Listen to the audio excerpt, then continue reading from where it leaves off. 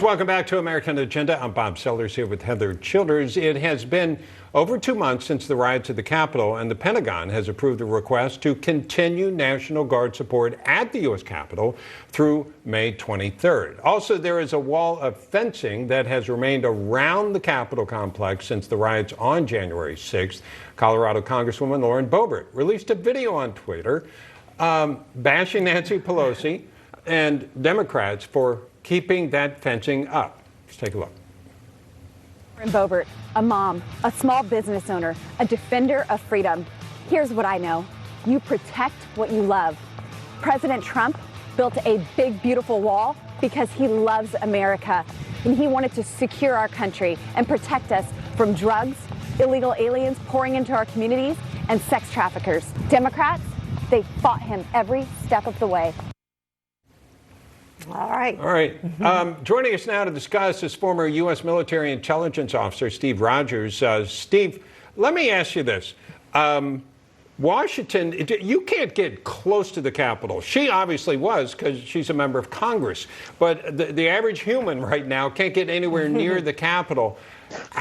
What are they doing this for? I mean, I think most people would say, okay, Inauguration Day, maybe we understand that. We want to make sure nothing crazy happens. But since then, what does it take to protect the Capitol and the people inside it?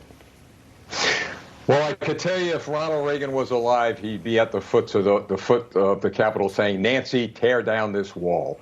There is absolutely no reason for the National Guard, for the U.S.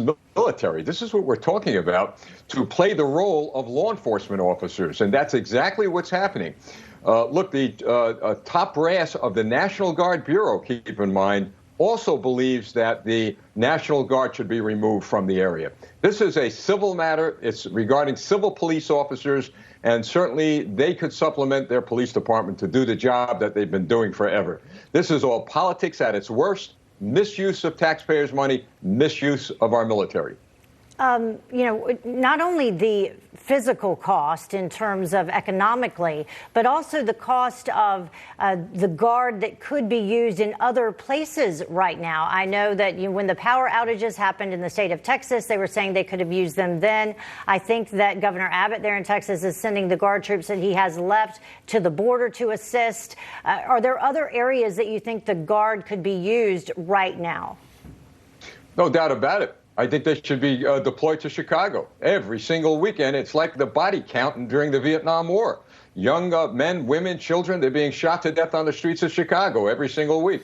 How about Minneapolis? Look what's going on there. I saw a report earlier where one of your colleagues, a reporter, was reporting the news from the autonomous zone there now and was threatened. So you need to have law and order. If the police can't handle it, by all means, bring the guard in, restore order, and then after order is restored, let the local police take over. But here, this is really, really overreach, in my opinion. Yeah, it's set up like the green zone in Iraq and like a box outside a box and so on.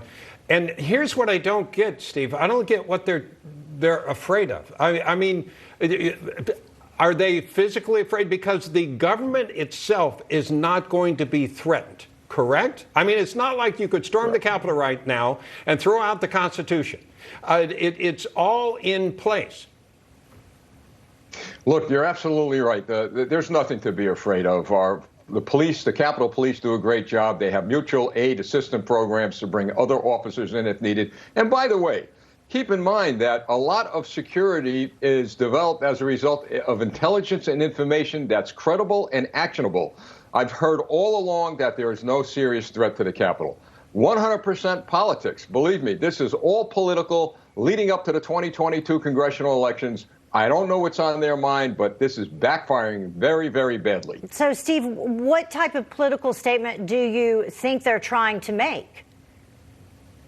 Well, I know people don't want to hear this, but I've got to tell you, I, as many Americans, are very concerned about a socialist agenda to control the lives of people in this country. And believe me, when you're facing military, your own military in your own capital, it sends a chilling message. Are they really going to go down this road of socialism? Are we going to see troops in New York now, Chicago, and any city or town across the country? Bad message at a bad time. But the right time is now for the people to say, now is our time, and they need to address these issues within the framework of the law and do it through the electoral process. I've spent a lot of my life living outside Washington, and the idea you can't get to the Capitol now, it's very disheartening. I hope this is temporary because it seems definitely an overreach. Steve Rogers, thank you so much, sir.